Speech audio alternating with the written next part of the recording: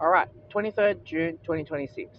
The reason why I have to do a follow up and reflection of the job loss that I did on last week, either last week or last 2 weeks, Friday.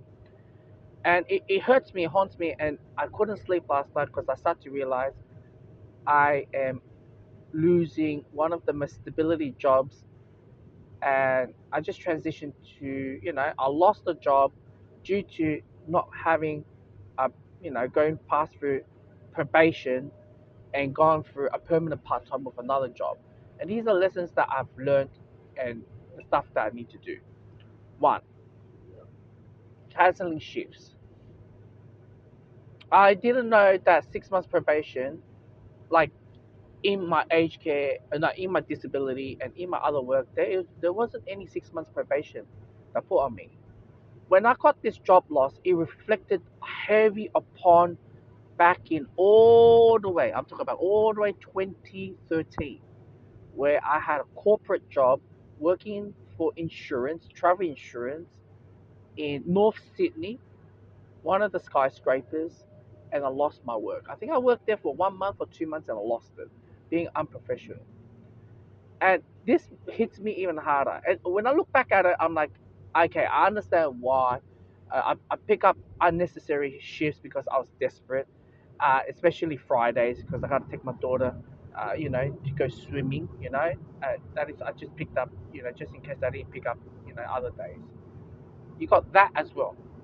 Another one is the fact that uh, I believe it was Chinese New Year, the beginning. I think it was the day before that.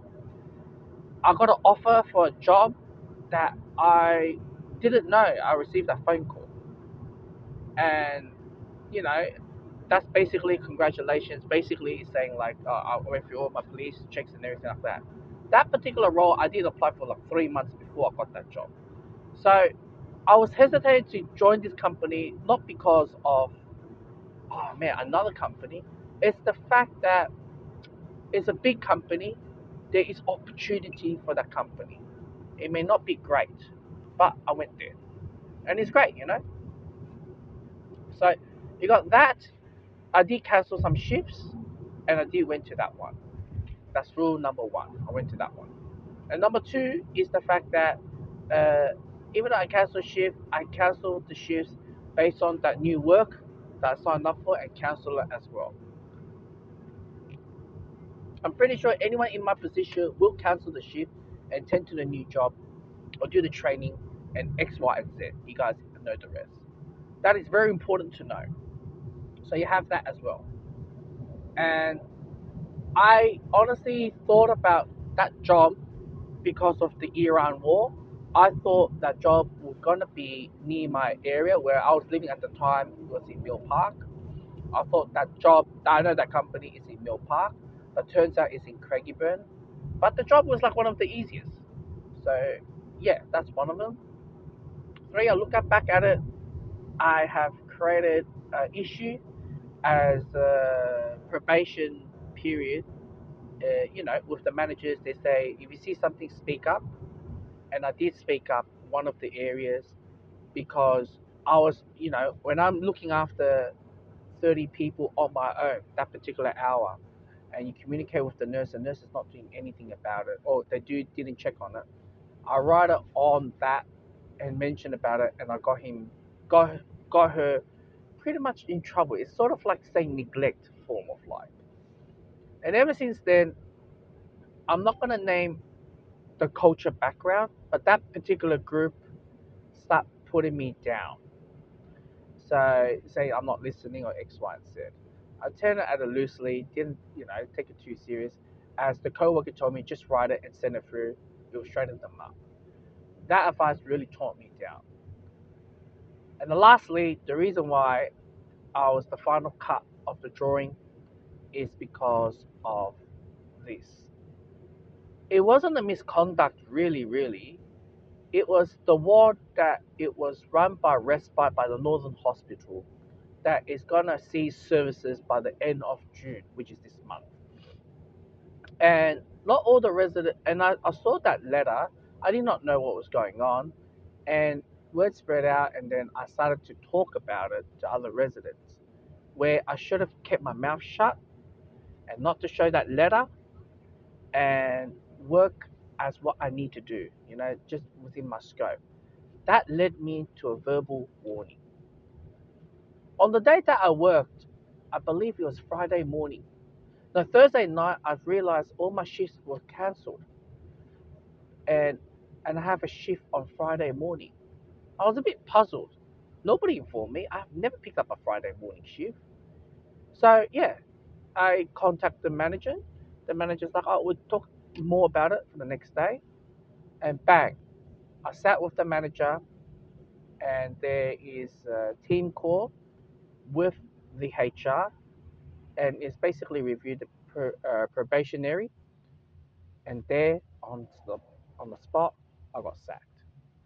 Prior to that, I have one meeting with the managers. It's basically checking on me, but didn't mention about my performance besides not having a deck phone on me, basically a core phone on me all the time. And with that, there was no warning signs. And I have to blame myself because I have got the loosely work ethic from my disability because it's like, nobody monitored behind me and, leaving. And obviously, when I received that letter haunted me because the first time the termination of letter, the first letter, apparently they're missing the second page. So obviously, I counted, the bullet points. And after that, they got the rest. And I couldn't count it back. And it feels like it's like a form of bullying because it's like, your last breath. So the verbal warning really got me the strike. And me looking back at it, it is a lesson to learn, but it's more like I just got into the industry because when I work in disability, you have to see what you say and you have to speak up to it. Over there, you cannot, you have to keep silent. So, in a lot of fields out there, there's a lot of silence going on. And that is something that I need to learn because in disability, your ass is on the line. You can't cover up anything. But over there, whatever you see or you speak, and they're not attend. And yeah, looking back at it now,